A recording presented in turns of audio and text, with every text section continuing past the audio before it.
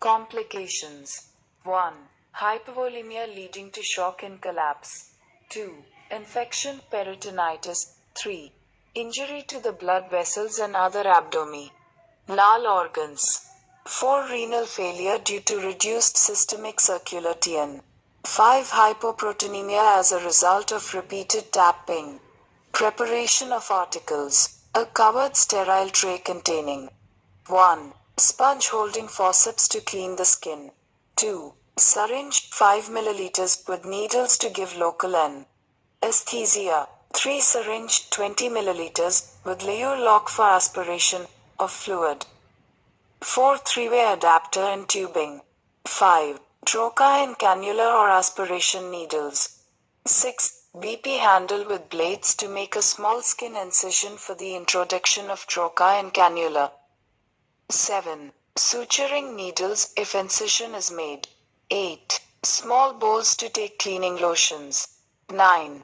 Dissecting forceps toothed -1, non-toothed 1.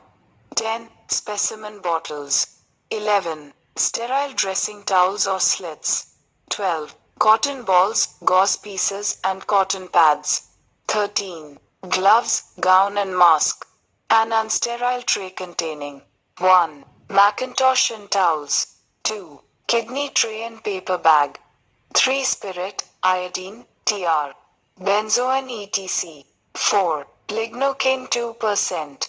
5. Apron for the doctor. 6. Drainage receptacle to collect the fluid. 7. Pint measures to measure the fluid. 8. Low stool to raise the drainage receptacle and adjust the height. Procedure: the abdominal paracentesis is done under strict aseptic techniques. If it is done for diagnose type purposes, the fluid withdrawn by a large syringe may be sufficient. If the procedure is done for relieving pressure symptoms, a trocar and cannula are used.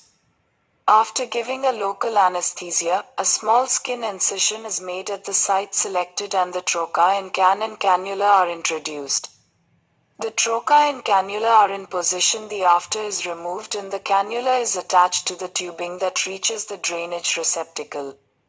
Trocar occasionally, a soft catheter is passed through the cannula into the peritoneal cavity for the removal of fluid. After enough fluid is withdrawn, the cannula is removed and opening is sealed.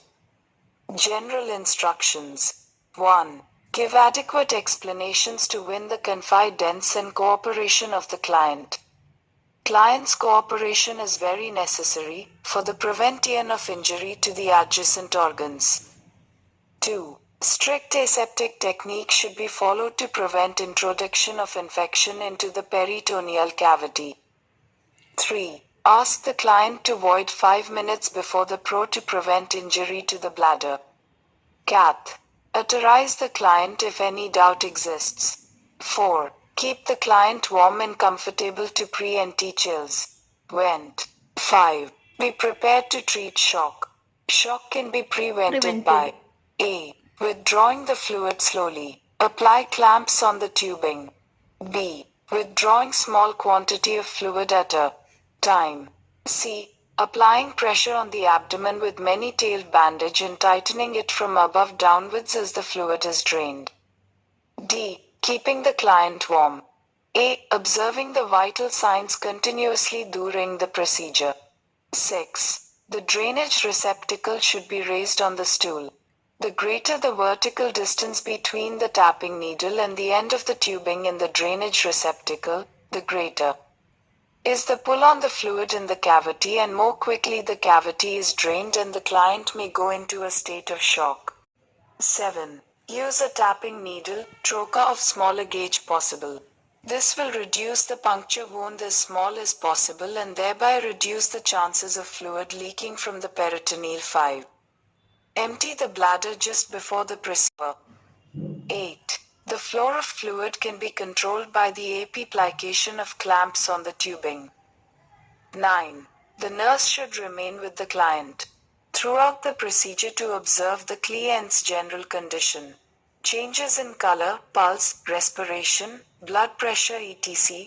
should be noted and reported to the doctor immediately. These are the indications that the client is going into vascular shock and collapse. 10. Repeated aspirations of the ascitic fluid will result in hypoproteinemia. The client should be given plasma proteins if he develops such a condition. 11. The wound should be sealed immediately after the procedure to prevent infection and leakage of peritoneal fluid. 12. The specimens collected should be sent to the laboratory without delay.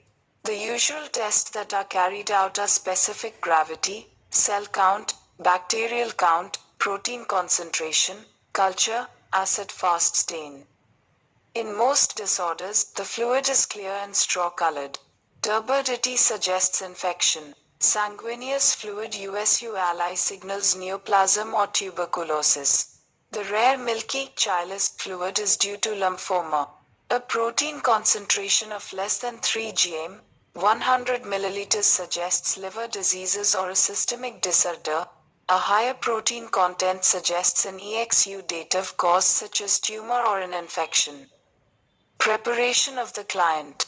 1. Explain the procedure to the client and his relatives to obtain their understanding, cooperation and acceptance of the treatment. 2. Get a written consent from the client or his relatives. 3. Prepare the skin as for a surgical procedure. 4. Round the blood pressure, pulse, respiration and weight of the client on the nurse's record before sending the client to the operation room. This may be used to compare to prevent injury to the distended bladder. Similar data obtained during or after the PE seizure and to determine the effect of the seizure on the client. When there is doubt, catheterize the bladder. 6. Protect the client from chills by keeping him warm. Cover the client with a blanket. Con the windows and doors to prevent draft. Put off the fan.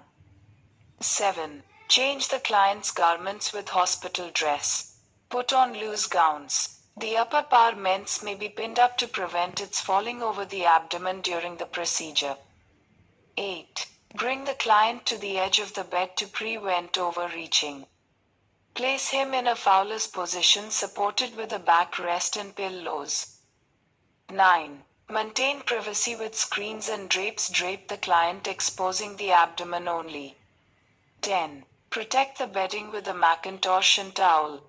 11. Place a many-tailed bandage under the diet to apply over the abdomen during the procedure in order to maintain the intra-abdominal pressure. This will help to prevent shock and collapse as the fluid is drained from the abdominal cavity. 12. The nurse should remain with the client throughout the procedure, encouraging him to company operate and diverting his attention away from the procedure.